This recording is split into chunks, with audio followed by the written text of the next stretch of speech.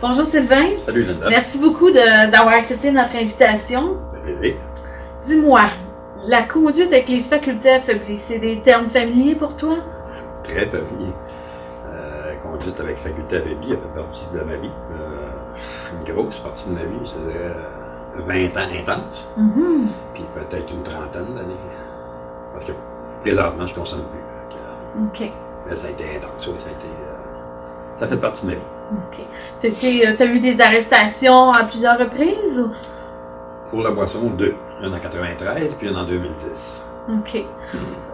Est-ce que, selon toi, les policiers avaient des soupçons de croire pourquoi ils ont décidé de t'arrêter?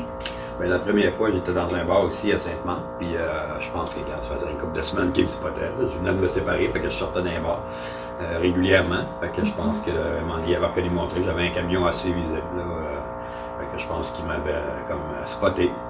Puis la deuxième fois, ben, c'est des problèmes avec mon ex qui ne voulait pas jouer avec mes enfants, fait que j'ai consommé beaucoup, fait que j'étais allé chez elle la menacer, fait que donc elle a appelé la police, puis elle a envoyé la police après moi. Pour la deuxième fois.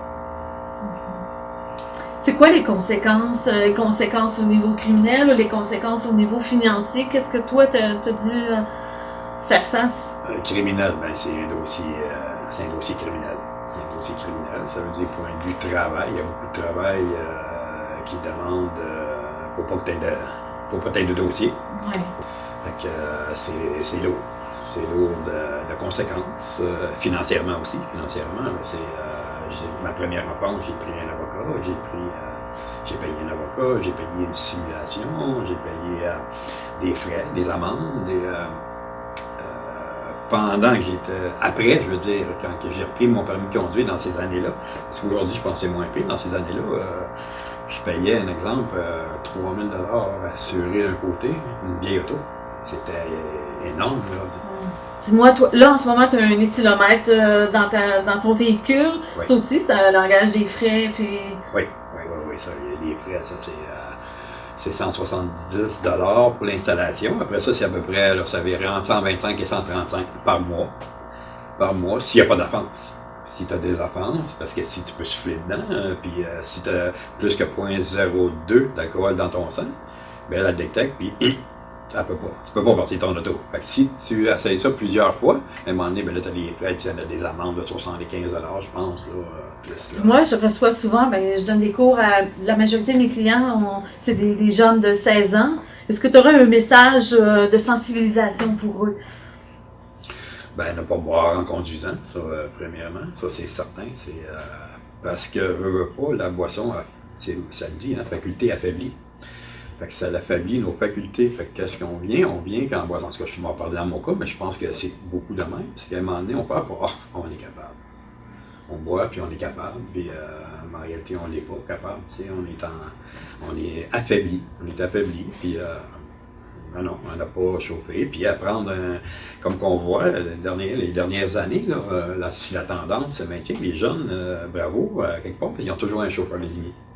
Je trouve que c'est wow, qu'est-ce qu'on n'avait pas dans le temps. Là. On n'a jamais entendu ça dans notre temps. Non, fallait que je me prie de boire, mettons, pour. Ben non, ça. Puis aujourd'hui, je trouve que. Les gens s'assument, prennent les moyens pour. Soit qu'ils appellent leurs parents, soit, comme tu dis, chauffeur désigné. Wow. Ouais. C'est le fun. C'est une très bonne initiative à prendre. Là. Ouais. À continuer, mettons, pour le. Dis-moi, le gouvernement en ce moment sont en train de faire une consultation publique sur la sécurité routière en général, dont aussi sur l'alcool au volant. Toi, est-ce qu'au niveau de la est-ce que des sanctions plus sévères, comment tu verrais ça? Quelle suggestion tu leur donnerais? Plus sévère, regarde. Ils ont beau faire toutes les sanctions qu'ils voudront, ils ont beau l'emmener en prison. Il y en a un justement récemment, là, je pense 12 ou 13 offenses. Là, à un moment donné, il a fait 2, 3, 4 ans. Il ressort, la première affaire qu'il fait, c'est qu'il prend son volant et puis il y a un problème d'alcool. Fait que regarde, moi personnellement, c'est ma deuxième fois. Et moi je dirais que regarde, tu mets un éthylomètre dans tous les véhicules. Un éthylomètre dans toutes les voitures. Dans tous les véhicules, regarde. C'est une excellente suggestion. Pourquoi charger des personnes, attendre qu'ils soient en offense? Pourquoi pas le faire présentement? Présentement, le taux est à 0.02.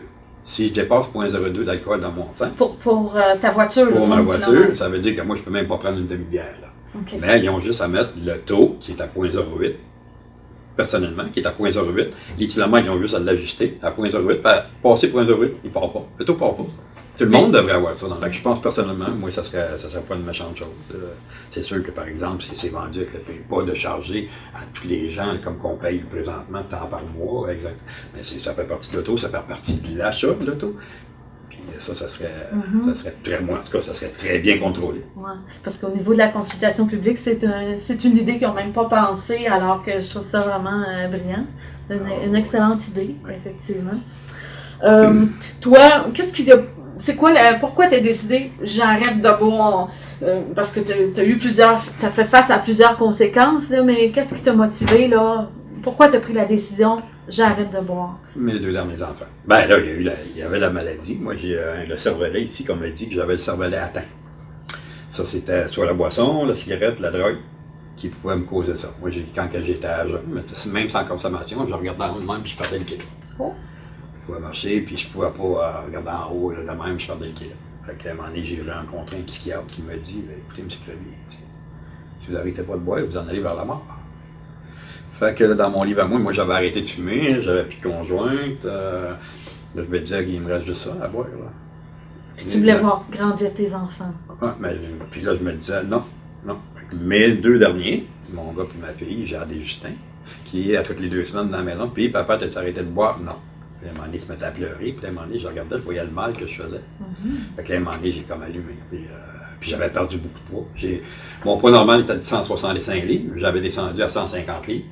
Dans cette période-là, je filais pas bien, puis je buvais beaucoup. Fait que là, j'ai décidé d'arrêter de boire pour mes enfants. Puis aujourd'hui, ben bravo pour mes enfants, puis j'en suis content, là, je le fais pour moi.